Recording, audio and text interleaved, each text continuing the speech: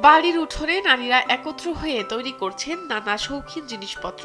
তবে এগুলো তৈরি করা হচ্ছে হোগলা পাতার দড়ি দিয়ে। প্রথমে হোগলা পাতা দিয়ে তৈরি করা দড়ি কিনে আনা হয়, তারপর সেই দড়ি দিয়ে তৈরি করা হয় বিভিন্ন জিনিস, যা দেশের ভিতরে বিক্রি হওয়া সহ রপ্তানি হচ্ছে নানা দেশে।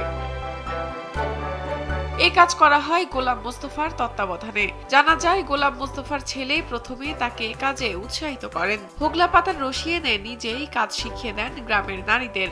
তাদের কাজ শেখা হলে তিনি অর্ডার অনুযায়ী কাজ দেন তাদের। এরপর সেগুলো তৈরি হয়ে গেলে পাঠিয়ে দেওয়া হয় বিক্রি করতে। বিক্রির টাকায় নারী কর্মীদের বেতন দিয়ে প্রতি মাসে গোলাম মোস্তফার হাতে থাকে 50 থেকে 70 হাজার টাকা। গোলাম মোস্তফা জানান, এক সময় তিনি ভ্যান চালাতেন, কিন্তু এখন হোগলা পাতার রশি দিয়ে বিভিন্ন জিনিস তৈরি করে বিক্রি করে জীবনে এনেছেন সচ্ছলতা। স্যান্ডেলিনা সো, রূপচর্চায় আভিজাত্য। তিনি জানান, হোগলা পাতার রশি দিয়ে তৈরি করা হয় বিভিন্ন জিনিস, যেমন ফুলের টব, বাস্কেট, ট্রে, টিফিন বক্স ও নানা নান্দনিক জিনিসপত্র। প্রতি মাসে কত মাসে 50,000, কত মাসে 70,000। কাজ যেরকম হয়, কাজ কম হইলে টাকা কম পাই, কাজ বেশি হইলে টাকা বেশি পাই। এইভাবে আমি খুবই লাভবান। গ্রামের নারীরা জানান, এ কাজ করে জীবনে ফিরেছে সচ্ছলতা। ছেলে মেয়েদের পড়াশোনা করাচ্ছেন নিজেদের উপার্জিত টাকায়, করেছেন ঋণ পরিশোধ।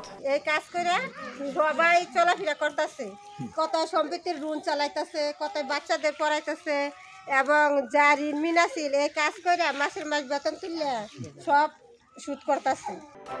ময়মনসিংহের ফুলবাড়িয়া উপজেলার কুশমাইর ইউনিয়নের সোনারো বাড়ি সংলগ্ন এলাকায় গোলাম মোস্তফার এই কারখানা ময়মনসিংহে হলেও হোগলা পাতার রশিগুলো আসে মূলত বরিশাল ও নোয়াখালী থেকে।